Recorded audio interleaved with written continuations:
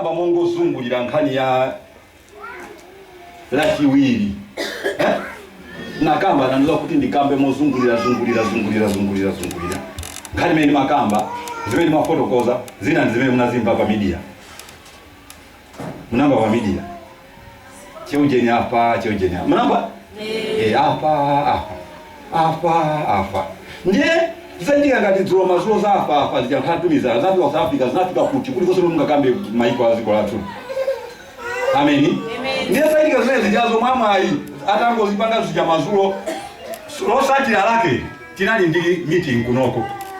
Haleluya. Amen. Tinali ndi meeting munomo. Ndiye meeting imene tinali nayo muno ndiwana Mulungu anati ayi tafotokozera. Chimene nangofotokozera nango yankhula maonena kuti muni ndingawa musadandaule za zimene mwamba pa media. Munthu samafa mzimu alibe. Analipo ndani ya ngongola manja yake mkono. Ameni. Ndiye tena alikusema. Nango mwati munthu samafa mzimu ndiye nabwereza kwa ameni.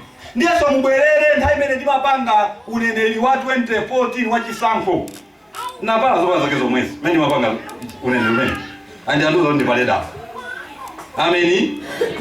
Ndaimene nakamba kuti munthu ameneyu akhalali kuno mpaka masiku ikikata sala pang'ono ndi pamene amuchite lilizi kupita sopano koma akhalali kuno mpaka chisankho chitatani amene atawineyo. Ngati mukumbukira kuitanidwa ulamuliro ndi chani? Mukamati ulamuliro ndiye kuti inuyo muli mabanja muli ndi ana ndiye mukala muli ndani? Ndiye akukunga ndani? Ndiye kuti inuyo mwina mukulamulira chakuzimu mukachuza chinthu chikumpa ndi kuchitika zimene mukutali lino. Ndiye kuti muli kapakamba ndiye kuti mukulamulira anyamata anosiyana ndiye kuti akukuona ndi mukala munakuchita zimene mukutanizo ndi pamene tikamba saula ulamuliro kuuzimu. Chifukwa chani? Tindi ambiri munomo ndikauza ayimise mmanjawo ayimisa. Ena amamenyerwa. Andale omweyo amapita kukhomo kwawo kumenya. Ena ndi mboni azimuna wali muno ena ndi ndani abale wali muno. Kumenya, kudwala, chikupa. Ena kuzwa iwe ngati supita kwa profeti maana ukamuuze kuti atipasire munthu uyuyu. Munthu uyu atipase amene yu. Zonse ipeni napanga chichonse amene tikumfuna uyuyu. Haleluya. Ena anyamuka ndikwera kuno kuti ineyo ndapangirwa izizi ati inu ati mwatusire munthu. Sima jokes awawa. Tikamakaza kutumikira Mungu sima jokes simpekesera. Siji ndimene ngoganiza iwe kuti tiye tipange. Kusonga na ntwero tiye tiyambe kutumikira Mungu. Mungu wako kutiko. Akwenda kuitana. Andi kuzika kuti akutani iweyo? Ndingoni anthu ambiri awawa. Aona chicho simene chikuchitika kama computer ma laptop kandi signal imene network imene kuna kuiswa chito anthu ambiri machiona inu. Ambiri ndikuti agona panja chilite imene era anabwera kuno akhala kuno kuyambira mama wa kulowa zuwa kunyamuka 7 kuyambira mpaka masiku 3 days. Chifukwa cha mafuta chisankho chanu chimene mufuna kupanga ichi. Fuso mukandifusia azibusa aziprophet ansebe. Ndani amene akuzwa chitachitike. Nakuza nine zambiri akandikuza ndikuyambira 2016. Tinali ndi munthu malawi muno amene akanalamulia zikonsera pasi. Koma usati ndi Mulungu. Zikanayitika zimene pa sadikana napasa ulamuliro munthu ameneyo. Ziko lako lomwe losauka. Kunali ndi munthu amene ali ndi chuma kuposa wina aliyese. Kuposa wina loka muzuma muna ali drama amene uchake. Ali drama. Zima nyumba za 12 meters by 25. Zitatu zonse zozaza ndama kuchokera pansi mpaka mwambo. Wa munomo malawi munomo. Nasunguzwa inu. Amatandiza siko nali yose amatandiza. Ndi chifukwa alena anabwera. Ndi zawazo anthu chona kusokolo.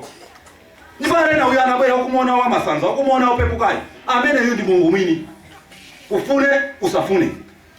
Ndakazi ona nezimezo ndi maso angawa. Mwina anthu sambesa pasanikezo amati iwe zimene malena zimuzikamba anthu zimene anthu kumamba zizoko no makamba tsamazimba. Eza kuzimu zosambeseseka. Chifukwa kuitanidwa kulipangapo.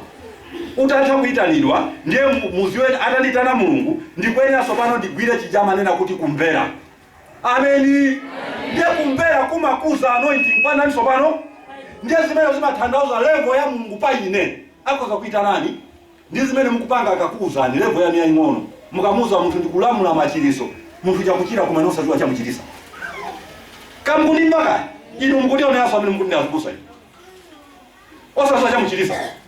Ando osazwa nkati mwake muchimataniso. chimavuta osaziwa so siku yana ina yamba ntenda chiwe chinaambisa osaniso ndio mapezeka kuti chipacha zimene ukuchita ndikukula ani nthawi imene iyi sunga kumane ndi Mulungu vuta kuti napeso Mulungu tikufuna ayamfane nafe Mulungu atangofika koma moto ukaoka anathawa anati ayi Mose zikumana naye weka Mulungu chifukwa losiyana anthu aja uyu anakonzedwa pacha kukhulupirika ndi kumvera awawa wasamalizidwa mangu satira ulendo opita kukena ziwiri zotani zimenezo ndiye pali kuita tokoli sumaziwa pali kuita ndono maziwa ndiye pali kuita ndo kumene ukafika mulimbo wina umene Mulungu apikira mwaiwe mulipo munala apa alena ndilo ndikuita neni pano mumaziona anoka mutalowa mtutumano mukukaona mtutumano Mose mumakaona mtima umene ulili chichonse kumakachiona mumaziona inuyo muli mwamba mutagona mulengale ngati mutanyamuka yense kunyamuka kumechagula muliro ulemerero kunyamuka kuona mwamba mitambo pamwezi kuzuwa pena pali pose mkozo pita koma yense watundu muliwo munandiri munomo umeno chagula muliro wina imeja ndi size ina mbale imeja ndi size ina padera leo size pati ndaitanidwa ndio kuti ndaitanidwa ndofanana utaitanidwa choncho kumvera kukupanga kukhala lepo imene Mulungu akutani lero ndifaine makuzani kuti ali pa meeting kwakuti zimene zinachitika ndi mbale uyu zimene zinachitika ndi mbale Elisa naye jemene amati awawa anyamata awawa alam pamene amakapangana nyumba ndi apangana kuti ndikudabwa inu munomo ndana napita ukauza maIsraeli kuti ife kuno tapangana iza kuti ayi kuli wina wake neneri Elisa amene akuvumbulutsa zimene mukukamba chipinda kakhala mkamakambirana ndife amene ujasaa malota ameni kuli mulingoti ukhoza kungolota ndiye kuli mulingoti ukhoza kungouzidwa ndikungomva makutu ndiye kuli mulingo onyamuka yense ndikupita akupanga mitini yawo yendukakhala basi kutiko koma yosa kutaniwo mbale kutumikira ndi chani iwosa kuonayo umene undulamulio wapaderadera umene ndimene mafulika umene ndimene magwereza sandirekeza chimene ungafune osalekeza kone asakone chitali chimenecho koma chimatengera kumvera umamvera kandi ndimene yoyo ndelepo imene ndimene ndikuinena kuti nakaona chuma chawo mulipo ambiri munapita pasi pa nyanja floor number 1 2 3 4 5 6 mpaka 7 pansi pali manyumba andi asananizi pamene ali floor number 1 sanga pite floor number 4 sakuloledwa ndiana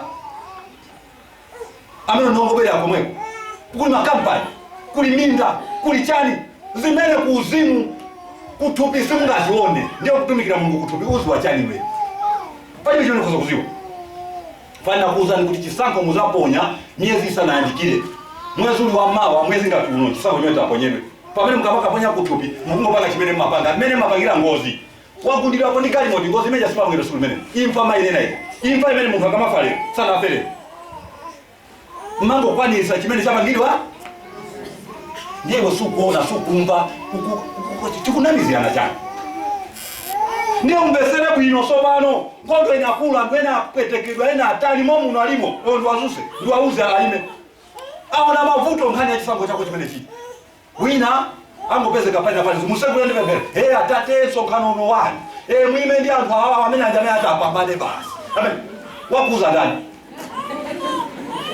wakuza zimene kupembeza kupembeza fatu kwa macho kama kwa kutia ina yake mtumba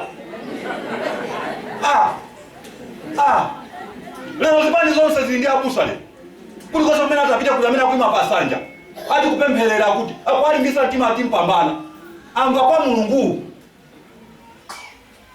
puli sama kambe zimene sikuziziwa ntchito india kuzimu siya kutupi ngati wewe uli kuzimu sunga kwanise Bible langa lima nduza kuti timpembeze muzimu ndichona ndipo kuti amene asali kuzimu amene satumikira jana meyo watumikira baji watu wasogola baji watu ukopita nao kutiko kumosa atandi kutubi kugahena ndi kutubi wazona ndipo amene anthawa atayangana tipange chani ndiye chimene amapita kwa anthu ena amati ukamuze profete mano kunosa mawera ndiye ataona kuti ineyo ndine nazo ntchito zimene akupangazwa naona kuti kodi iyeyo amakondana nawo ndi ati amene mapemphera nawo ndi ati mwina tapita kwene ukauza akamuza ataniyeyo amva mmene mapangira iniyo mukamdalira nzanu kapena amuna mwayambala mukadandawira zukani kama takuganiza kuti anzawo macheza nawo kwambiri ndi ndani ndikamudandawira amene mwina yeye akadandawira amuna anga ataniwo ndimene amachita Sunday ndia makamenya kutani ndi iwayo mpaka utapomera kasopomera ndikupa apai upita ukamuze ya pange kuchitika chani. Lero lwantu bonse amu kusakuziwa ndale zimene zaendelea kucho nakamba 2015 ka kumapeto tukita ku 16 ngati sai 16 imene nakamba ineyo kuti chimafu china chitikira mkuu wake uyu chinapangidwa so kuchitike ndi munalimo inu anu lero mena tusa u pa YouTube baja taudula tinaudula tinangogwisa ntchito maona kuti ata awine ndi Peter Mutharika tinagwisa ntchito mawo kawo mene tinadulira choncho zonse zimene afuluka masina zikemo ukangoti tikangota chisankho ndizi tizitenga zonse tizike anthu aone unenero jamene unalili wonse mene unalili sandike zimene amanena ine kumuyang'ana hivi ni anthu awawa zimene amanena tikupase ndalama tipanga chakuti tipanga nyine chikulinyasa amene akapanga chakuti nesoka bora atakhala wakuti chifukwa ameneyo mwakuti chifukwa mokuti chifukwa mbale mafuna ndikuze mulungu wanga amene ulimalowa ndiye wamfupi ndionene pa ndiwonda nyumba ya kwanu chiambire chiseko chake ni chauzu nyumba ya kwanu chiambire flow ilibe nyumba ya kwanu chiambire kuteko yolo mango gona pa anthu pa nyelezo kaluka kaya zijazoluma akazichani usanane zimenezo Mungu akatinda kudalisa pali amene angasinthe chimene chocho usaza pake suzandale koma mukapendo wanu ukavote so amene ukufuna umtima kwa nani ameni osati ngani Mungu bado atere ndio ndipaka chimene zimene akunena Mungu akukamba pesa achitike akune Mungu asakani Mungu yo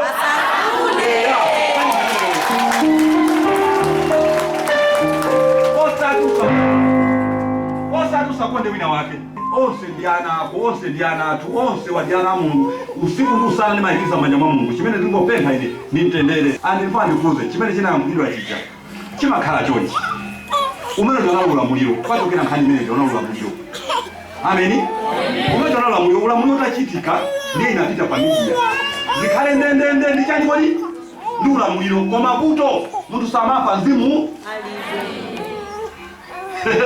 palini amene azafa mzimu palini nikaona kwanena mafunzira amati ujene ali kuti musakasaka siku mutali abwereza nkhani ya kuphalombe nakanapita kuphalombe kukatumikira ndi mwana wawo kuti ali apa wapita apa ndi amati kunongoza kuti mwana amene akupangira kunokwaniso isantende moti ineyo kutumikira kuvuta namba zati usakutike ndibwera ndimtenge akhala kunoko mukamabwera mumpeza kutiko nakamtenga kutubwera kuno koma iwo mwana ananaye kongo amangoti akangozuka basi pakhala ito anzaze kumasewera yekungotele paka kunyamba kuphalombe masiku onse ikika paka kubwera kuno anabwera kunoso nango musiya kukhala konkulapita naye kwawo uje nyumbayo chimene chakapita nacho kwawo ameni ndi alapitacho kwawo ndi anaona kuti iya anaimba ponya pombe mwana uja momu jangoti ndimbwindi sakona chitoso ndena ati tabwera naye namubwezeresa basi ndikuyamba sopano ujeni Joy, uje watamanga kuno kwini.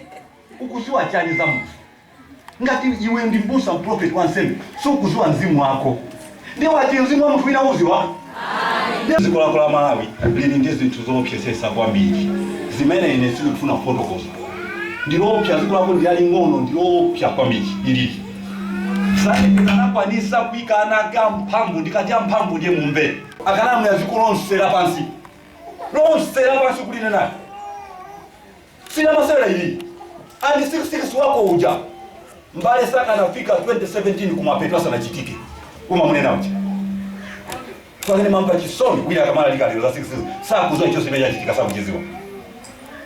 Ameno ya ndo standing. Andi ana chicho sije litateka. Andi ntawe akaenda mkwania ndio amangiza mzonga zimezika. Lero mena ile standing so kumuziwa. Ambuya akatitandize otumikira ndani. Uitanirwa ndani.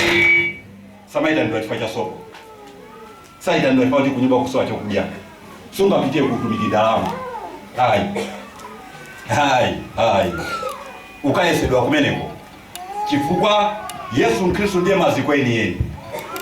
Ali Yesu amena kufuna manga maziko akwenda kumanga pa foundation mana manga kale amena Yesu Kristo mwini. Kwa amena manga pamene pakayamanga ndi njero akayamanga ndi gold diamond myala ziputu amene yoyo ayesedwa ndi moto. Chifukwa God amesedwa ndi moto. Ndio uzio kapita pa foundation ya Yesu. Ile mama ndiye kutumikira. Uya sedwa chani hapa? Ameno ni mavuto ameno samba waona hapo. Antu ndi mboni nuyo. Kufazwa misala kukomoredwa kuta ambiri zinafika poti tilango zizowelela koma kuziona tikata kutawa ministry kuti antu atifera pa imene ndi milango. Zimene tukuita ndo kumakalira. so zabwino zonse ndifuna zabwino zonse koma chimene chimafuna kuchitika ndi chani chifukwa chani anthu anavota kale ndukamba za kuzimu mpite mwa nyinji siku ilili andi wakhulupirira amene akugwira ntchito tamandika kwambiri anthu anavota kale mukamapita mukakwanirisa zimene zachitika ameni mukakwanirisa mupite ni mphamvu ndithu mukagwire ntchito ali sasakale ku nyumba ayi dziko tikuyenda kuvotera amene tikumutalipe anthu mbe anthu akumfuna kuziko koma ndiye pali omaliza amene amanena kuti amene ndikumfuna ndiye ndani ameneyo akangoyankhula Mulungu milungu simakhala ntchito mukawerenge papiri akalime simakhala ntchito ayi so ambuya kuthandizeni amanena kunena kuti anthu amene amabwera amanena kuti ukuziwa chani ineyo ndaneneredwa ndi azinenero ochuluka kuti ineyo ndi wina ndiye namuza kuti ziko mkwambiri ngati ndikotheka upite ukawerenge 2:18 kuyambira pa 1 mpaka pa 5 mpaka pa 17 ukaziwe zimene zinachitika ndi Mikaya mfumu ya Israeli ndi mfumu ya Yuda atafuna kuti apite ku nkhondo ndiye wina anati atenti achitana zineneri atiuze kuti tipite ku nkhondo uko kapena ayi ameni mmakuzowa kumene kuja paja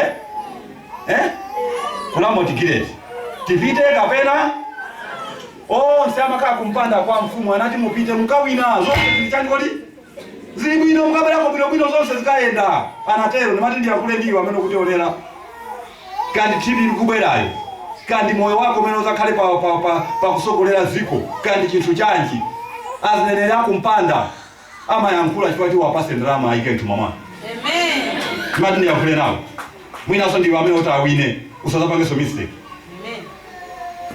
amene amakaa kumpanda amene ama yankhula kwa tuma apasa ndalama akangoyamba zokusangalasa ndio kutukatenga ndalama wapase kashi kuchaichi kwao kwa wapase atukuka apite pasogolo chifukwa iwo anapitia zimene zozo ndi ntchito ndi ntchito kuma Samaria chali kodi ntchito munthu angati amene Mulungu samakhala naye nimandi yankhule nawo iweyo aliyense amene ali awimilira zipani zosiyana wa president uziwe zimene zinachitika hapa onse anati zikatheka atabwera uyu anati aisi zikatheka anati mangeni mumange amene samanene azabwino akamabwera ndipene tamuphe anati ondipa inu sindikhulupira kuti mbwera koso mundipe haleluya tayimirirani anati sindikukhulupirira kuti ubwerako iweyo kuti undipeso ineyo ameni Bible langa likundiuza kuti ameni Bible langa likundiuza mawu akunena kuti atafika ku nkhondo mfumu uja anavala zovala zina zozimbaisa sanavale za chifumu anapanga zote asaziwike koma anavala za chisulo zimene zimamuteteza Bible ngalikunduza choncho ameni ndiye Bible likunduza kuti ku nkhondoko anafa ndi munthu wa chiponyeponye tambesera haleluya iwe mauli nao tayankhula iwe Mungu akuti uyankhule ukufuna umangirie za iweyo umabelera chani kwa leka tayakwalema aliyanga afati Mungu achiponyeponye kila kitu chose kabata pasogoro langa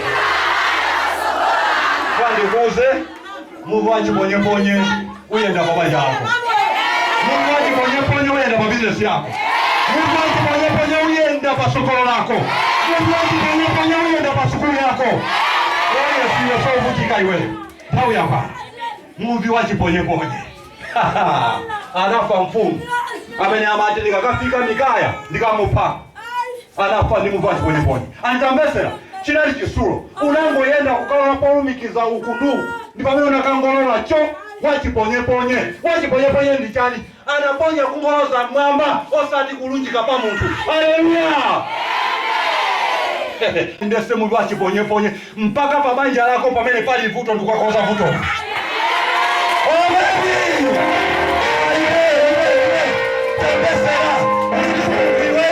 amene munthu umene uponyedwe au yendesa bwino mpaka ukafika pa ofesi imene akufuna kuti ukhaleyo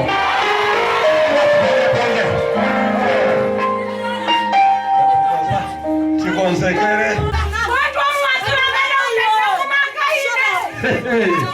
Haleluya! Mungu akiponye uongo ina iliyose tameselekeza wema panyengo zanga taekeza moto iweyo. Asante musina baba ndibazo wasupizwe hoba baba ndikula muliatape Mungu akiponye baba njabana wanu Mungu akiponye kanchika mwana wanu Mungu akiponye abile mwana